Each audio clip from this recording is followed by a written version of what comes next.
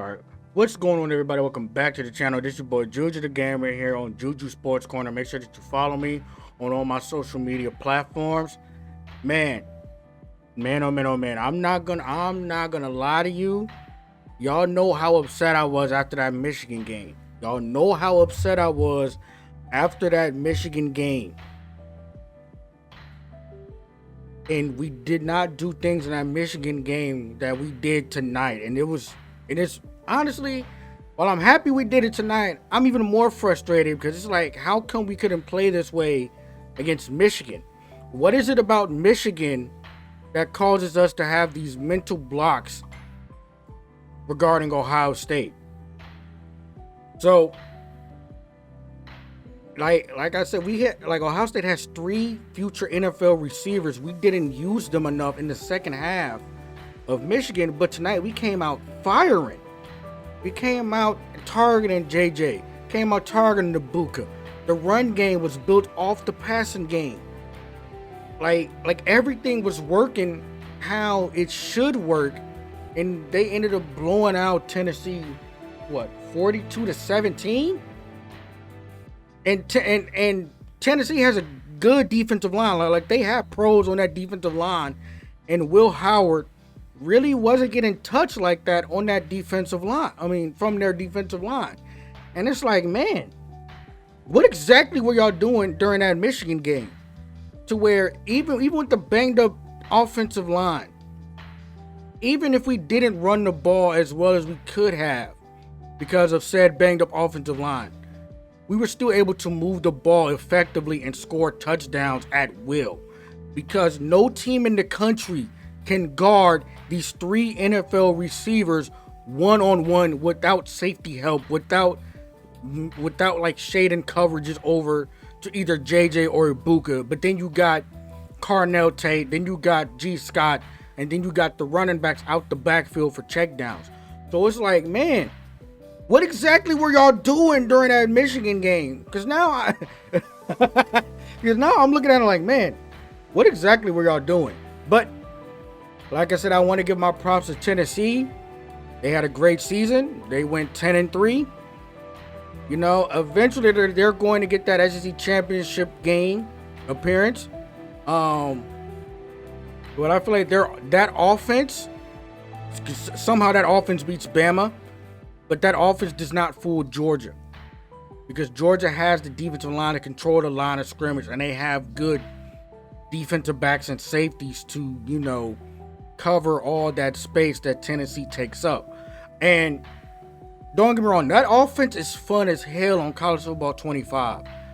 But if you go up against a team that can control the line of scrimmage to stop Tennessee from running the ball, you know, to clog up the running lanes, it's hard for Tennessee to move the football. It just is. That offense is a offense designed to run the football, and we're going to take deep shots off the run game. And if the run game with the running backs isn't working, and then you're trying to run your quarterback and he's taking hits, it's tough sledding for that offense. But like I said, I'm just giving props to Tennessee. 10-3 season is nothing to sneeze at. That's a good football team. That's a good football team. They'll be retooling for the next go round next season to finally get to an SEC title game. But their problem is always Georgia and Bama. They always face them every single year. But I fully expect Tennessee to be back in the playoffs again next year. Now, for Ohio State, can we do this again against Oregon? Can we not have the back-breaking turnovers against Oregon? Can we actually run the ball effectively against Oregon? Because I saw Penn State do it. Penn State almost had 300 yards rushing against Oregon. And we completely snuffed out their offense when we played Penn State. So man, the granddaddy of them all against Oregon is going to be crazy. It's going to be electric. I feel like we're going to play better. But also, Oregon has played us before, so they're also going to adjust. So this second game might be a little bit less scoring. But both teams are going to adjust because we have played each other before. My hope is that Ohio State does not give up the deep ball again like they did the first time, because Denzel Burke gave up like 200 yards passing to Tez Johnson alone. And that was how they took advantage of our secondary, because they wasn't really moving the ball like that through the air. Oregon is a fantastic team. There's a reason they went undefeated. There's a reason they won the Big Ten.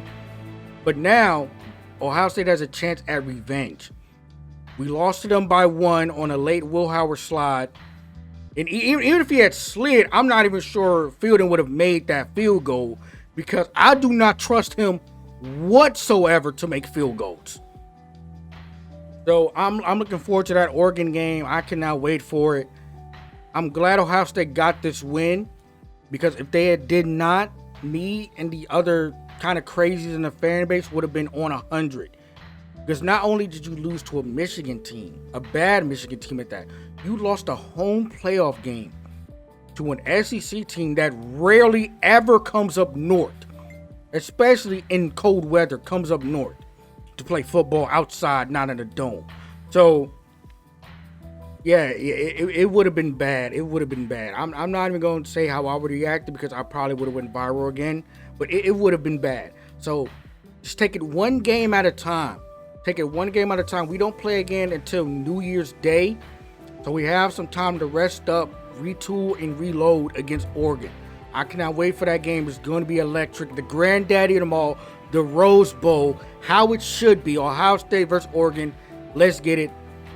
And I'll see y'all again in the next video. Peace.